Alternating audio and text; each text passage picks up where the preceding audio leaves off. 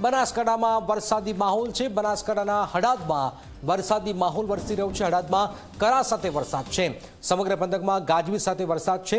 હજુ 7 દિવસ વરસાદની હવામાનની આગાહી છે। હડાદ મતલબ કે તમે અંબાજીના આજુબાજુના વિસ્તારમાં જાઓ તો ત્યાં આ વરસાદી માહોલ છે। આપ જોઈ રહ્યા છો કરા પડી રહ્યા છે, કરા સાથે વરસાદ છે, જાણે કે ભર ચોમાસું હોય એ પ્રકારનો માહોલ હાલમાં સર્જાઈ રહ્યો છે। સમગ્ર પંથકની અંદર વરસાદી માહોલ છે। હજુ પણ 7 દિવસ વરસાદની હવામાનની આગાહી છે। હડાદમાં આપ જોઈ રહ્યા છો જાણે કે ભર ચોમાસું હોય, કરા પડી રહ્યા છે, કરા સાથે આ વરસાદ છે। સમગ્ર પંથકમાં ગાજવીજ સાથે આ વરસાદ વરસી રહ્યો છે। કરા પડી રહ્યા છે, આપ જોઈ રહ્યા છો।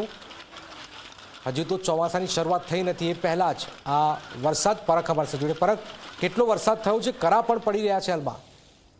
ચોક્કસપણે આપણે બતાવી દઉં કે જે રીતે હવામાન વિભાગે વરસાદની આગાહી કરવામાં આવી હતી અને ચોમાસાની જે વાર છે ત્યાં ખરેખર હળાદ પંથકમાં જે છે બિલકુલ ચોમાસું બેસી ગયું તેવું વાતાવરણ જોવા મળી રહ્યું છે। અને કહી શકાય છે કે સવારથી જે ગરમીનો ભારે ઉકળાટ હતો અને ઉકળાટ બાદ બપોર બાદ છે વાતાવરણમાં એકાએક પલટો જોવા મળ્યો હતો અને વરસાદ જે છે બપોર બાદ એકાએક વરસાદની શરૂઆત થવા પામી છે। એટલું જ વરસાદ જ નહીં પણ બરફના પણ કરા પડ્યા હતા, તે લોકો જોઈને લોકોને કુતૂહલતા જોવા મળે છે। ચોક્કસપણે કહી શકાય છે કે ક્યાંક ને ક્યાંક ખેતરોમાં જે છે પાક લચી રહ્યો છે તેને લઈને ખેડૂતોમાં પણ ચિંતા જોવા મળી છે। પણ ચોક્કસપણે હળાદ પંથકમાં જે રીતે વરસાદની શરૂઆત થઈ છે તે ચોમાસા જેવો વરસાદ જોવા મળી રહ્યો છે। હાલ તબક્કે જે છે ગરમીમાં લોકોને આંશિક રાહત જોવા મળી રહી છે। જી બિલકુલ બિલકુલ, આભાર।